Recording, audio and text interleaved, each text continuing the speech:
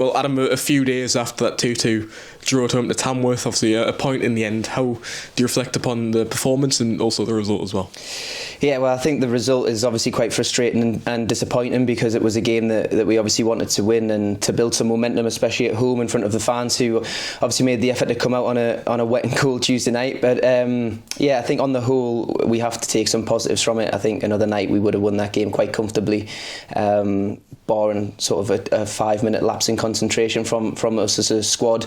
The back end of the first half killed us a little bit, but then the resilience that the group showed to come back and get something from the game, and like I say, I think on another day we would have won that game quite comfortably. So we have to take positives from that and hope the goals come.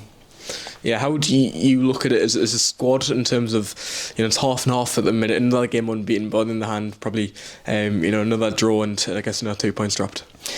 Yeah, I think the change room did feel like it was 2 points dropped. I think sometimes you can get a draw and it feels like a positive result, whereas I think Tuesday was definitely one that felt like a negative. But like you say, it's another game unbeaten, and I think if you'd looked at sort of Sutton and Tamworth and said we were going to get 4 points out of it, you probably would have taken that as well. So it's a difficult one to kind of digest, because we think that we should have had 6 points from it, and we should have been that a little bit closer to the playoffs. So naturally we were disappointed with that, but if we can build on that again and get a positive result on Saturday, it might look a little bit better.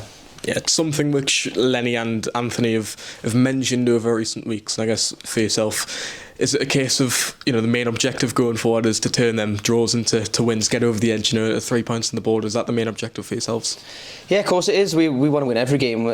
We're under no illusions that this is one of, if not the biggest club in the league, and we need to be winning more games than what we are at the moment. So there's no hiding away from that, and I'm the first one to admit that we are disappointed that we haven't won more games this season. But yeah, I suppose now that game's gone and the other games have gone, and you'd rather have those points on the board than they were losses. So there is positives to take from it. But yeah, we've got obviously 15 massive games coming up now, and if we're going to get to where we want to be, which is at the end of the day promotion, then we need to start winning more games than we're drawing and losing, that's for sure. How have you found your own role in the team? Obviously Braintree, you played centre mid alongside Feth, but recently obviously back in the 10 with Medine and Manny ahead of you. How have you found things?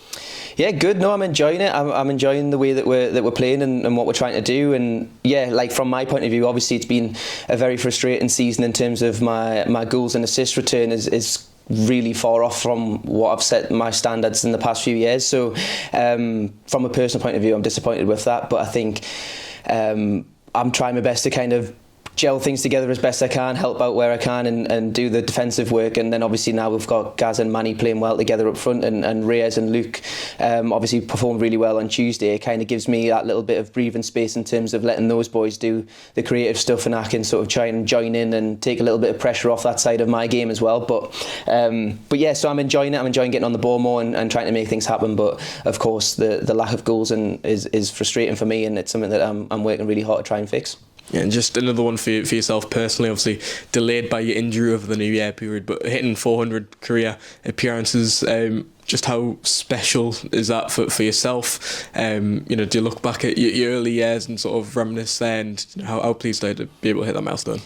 No, honestly, it's not often that I get quite sentimental about football, really. It's just kind of like, it's my job and that's what I love to do. But I think when the 400 games did come around, it was quite special for me, and my wife came and my family came to watch, and it was a nice day. And obviously it was disappointing that we didn't beat Woking. Of course, we just touched on draws again there, but from a personal point of view, yeah, it was really special for me. And like you said, looking back on some of my previous games and successes and failures and all the rest in between, it's something that I am very proud of.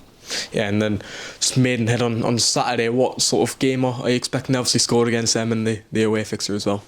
Yeah, I think Maidenhead are pretty much as normal. They're a very structured team. I'm assuming they're going to sit in and try and frustrate us and hit us on the counter-attack. So it's going to be a difficult game to break them down, and they're going to come full of confidence, because I think they've been on an alright little run recently as well. So they score goals, but they can concede goals as well. And with the amount of chances that we've been creating recently and the way we've been playing, I think if we can put out another performance like that and be a little bit more clinical in their box and a little bit more streetwise in our own box, then I think we've got a good chance of getting a result.